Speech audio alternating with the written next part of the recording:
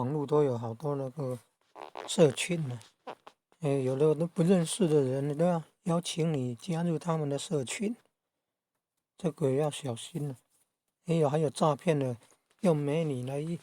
主动邀请加为好友，然后美女又邀请你去加入他们的社群，然后看他们的网络直播，然后再引导到去买那个东西啊、货品啊、商品啊。最可怕的是那个投资理财的，还有或者是什么虚拟货币的，有的都花了很多钱呢、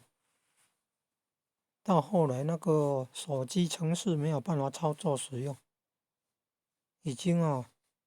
投资的那些钱也领不回来了，没有办法提领出来。所以这个网络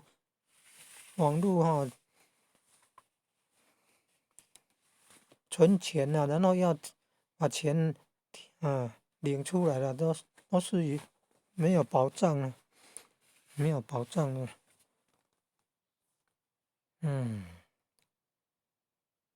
它是有这个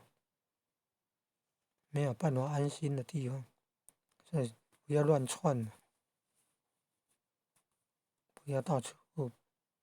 奔窜的网络的社群。不是我们自己到亲人们，要考虑，尽量不要